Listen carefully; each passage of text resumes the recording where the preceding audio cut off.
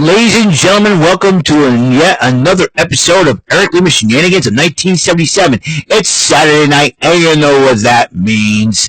It's time for your AEW Collision Event Center Wrestling Report. Now, here's the man to give you that report, Mr. Eric M. Lima.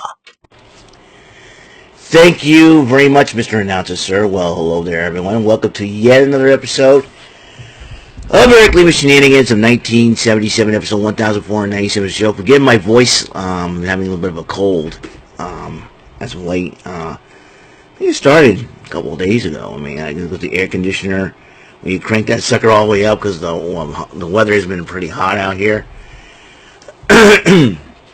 And, you know, it is very difficult for me at work because I have to wear pants, and it's important to look professional at work, and it's really, really difficult, and you can't wear shorts at work, so it's like, okay. You have to wear the uniform, and I gotta tell you, it is not fun working outside in the heat wearing pants, let me tell you. But it's a must. I mean, I hate to say it, and I know one thing I don't like about corporations and all that good stuff is sometimes they don't think with great logic, you know. They don't think with excellent logic about, you know, a person's health or something like that. So I'm going to leave it at that. But I'll be fine. I'll be all right.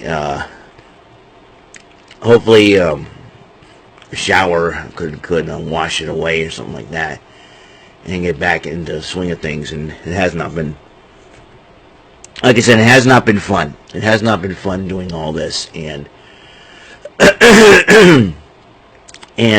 trying to do these videos with such a sore throat, and I don't want to disappoint anybody out there, you know what I mean? But at least I can be subdued and be calm and not go totally crazy, you know, and you know, having this relaxed, you know, relaxed attitude really does help, and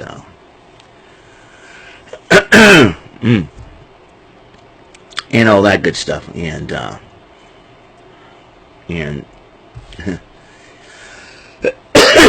so I'm going to do my best to give you the report of what happened. You know, Collision just ended 9 minutes ago, as you know. The road to Forbidden Door is continued, and continuing on. 1 week from tomorrow, it will be the Forbidden Door pay-per-view, as you know. Wrestlers from AEW collide with wrestlers from New Japan, Stardom, and CMLL. And yeah, it's been a lot of stuff's going on. So so it started out with a trios matchup. Hook, Samoa Joe, and Katsuyori Shibata seems like I say they're like if they had a second version of Blackpool Combat Club, this would be it between these three. Gentlemen, you can have Bryan Danielson or John Moxley lead them. I don't know. I thought these guys would be really cool. They're going up against the premier athletes. That's Tony Nese, Ariya Daivari, and Josh Woods. And there was one spot where Shibata did the nope thing, and Samoa Joe like, yeah, you know, kind of like that. Smart Mark Sterling trying to get involved in the matchup a couple of times, but in the end, Hook, Joe, and Shibata end up picking the victory. And then Bang Bang Gang, still upset that Juice Robinson is not recognized as 1/4 of the trio's champions. But they addressed Pac and House of Black. So they got a big target on their back, whether it be Jay White or Juice Robinson, you know. Being 1/3 of that trio's championship. And Private Party went up against the Learning Tree, Chris Jericho, and Big Bill with Brian Keith in their corner, and Brian Keith did get involved during this matchup, and Jericho and Bill beat Private Party. But he said he continued to beat down Private Party after the matchup until Hook, Joe, and Shibata came out to help out Private Party. Then Joe goes, how about this? I'll issue a challenge. Trios match against Chris Jericho or what's rest of the Learning Tree. So, we'll see how that goes. And then you got the Continental title eliminator matchup, Kazuchika Okada and Ultimo Guerrero from CMLL. Well, Okada knocked out the guy with a clothesline so hard his mask flew off. I was like, wow. Now, in Mexico, it's a sign of dishonor if your mask comes off. But I don't know what AEW's thinking, allowing the mask come flying off. And it was crazy, but Okada did pick up the victory. Then, and then Lexi Nair interviewed Top Flight about, Dante Martin's qualification for the ladder match, and Leo Rush interrupts and said, listen, we go way back, I'm a mentor to you, but then he goes, I'm in the ladder match, I want the TNT title, and then Dante Martin says, so do I, so I'll see you Sunday at Forbidden Door. And Top Flight kind of walked away. Trios matchup, Jack Jameson teaming up with the Iron Savages against the Patriarchy. That's Christian Cage, Killswitch, formerly known as Luchasaurus, and Nick Wayne. Now, Christian Cage was so confident in the skills of both Killswitch and Nick Wayne, he let them go at it in a handicap match, but they held their own. And then they decided, well, why don't you come down here and help us? And he did. He let him hit him with his variation of the Killswitch, 1, 2, 3. And the Patriarchy became victorious. And then Mercedes Moné made a visit to Mexico to confront Stephanie Becker. And as she was talking in English, and she says in Spanish, hey, you're in my house now, we speak Spanish here. And then those two ladies went at it. So it makes the match up very interesting.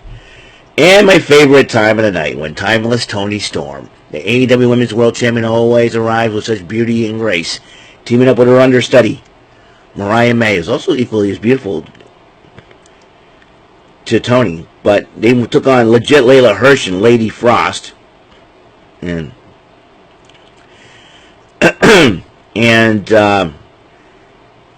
so Toni Storm and Mariah May worked well as a team. They ended up beating legit Layla Hirsch and Lady Frost, while Lady Frost can go back to playing the quiz with balls with her husband, hosted by Jay Farrow. There's a game show called The Quiz with Balls. And Lady Frost is in it, along with her husband, who was also a wrestler. So you got that. And then Serena Deeb decided to issue an open challenge next week on Collision. Going to be very interesting to see who would step up to make that match. Well, the House of Black's Malachi Black and Brody King in tag action against the St. Giovanni brothers, Leon and MSG. So LSG and MSG, a brother team. The House of Black won the matchup. And then Ian Riccaboni interviewed the House of Black. He said, how do you feel? And so we feel nothing. And they walk away. What a human question. Brody, deal with it. He said, we feel nothing. And walks away. Oh, boy. When they feel nothing, that is a bad sign for any trios team. Once Bunny Matthews comes back, it'll be a bad sign. Bad sign. Let me tell you. Well, Danny Magic Matt Menard versus Hechicero in tag action. Hechicero had the Gates of Agony in his corner.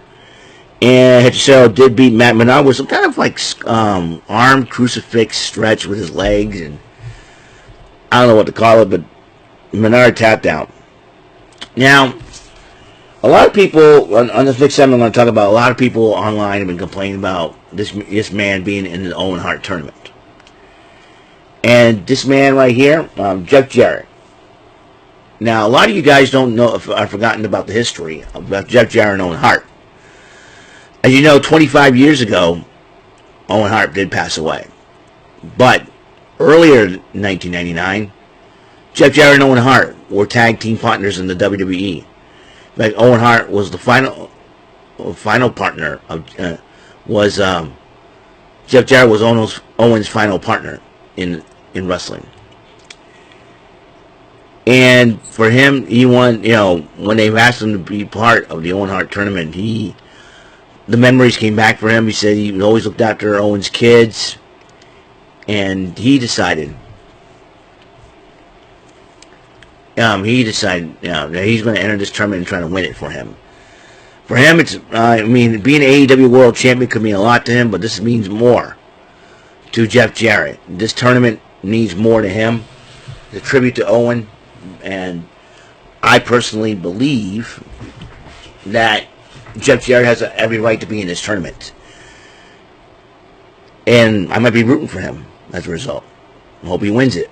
Because, I think, or he can put someone else over and says that being part of this tournament means to him. So, gotta respect Jeff Jarrett for that. Seriously. So that's why Jeff Jarrett is entering the tournament. He says he's doing it for Owen. He was emotional about it too, Jeff Jarrett is, so much respect. The international title was the main event. Will Ospreay, Brian Cage. Daniel Garcia was watching the matchup in the backstage area. Great matchup between these two.